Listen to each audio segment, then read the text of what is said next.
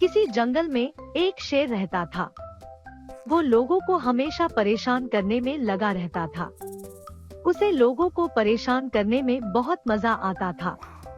एक दिन उसे एक दवाई मिली। ये एक हगने वाली दवाई थी। वो बहुत खुश हुआ। अब उसे जानवरों को परेशान करने का नया तरीका मिल गया। एक दिन उसने जंगल में कुछ घास देखी। उसने तुरंत उसमें दवाई डाल दी और फिर वो एक पेड़ के पीछे छिपकर बैठ गया। फिर वहाँ पर एक हिरन आता है और वो घास खाने लगता है। उसे खाते ही बेचारा हिरन हगने लगता है। उसे कुछ समझ में नहीं आता।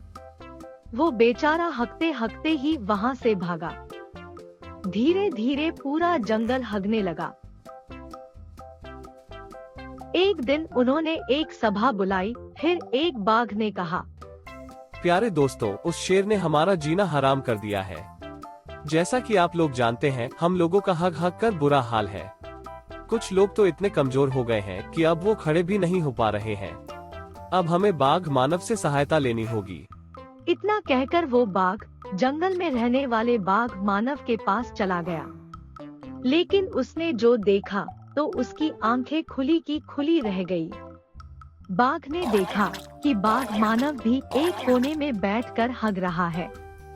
बाघ उसके पास जाता है और अपनी परेशानी बताता है। बाघ मानव कहता है, दोस्त, इस समय तुम्हारा दर्द मुझसे बेहतर कोई नहीं समझ सकता। अब मेरी बर्दाश्त करने की सीमा खत्म हो गई है। जाओ, आज मैं अपने जादू से उस शेर को इतना हगाऊंगा कि उसने सोचा भी नहीं होगा। बाघ वहाँ से चला आता है। जब वो जंगल में पहुँचा तो देखा कि शेर भी टेढ़ा होकर खड़ा है और अब उसने हगना शुरू कर दिया।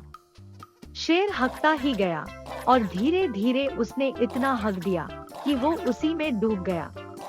और इस तरह शेर को अपने किए की सजा मिल गई।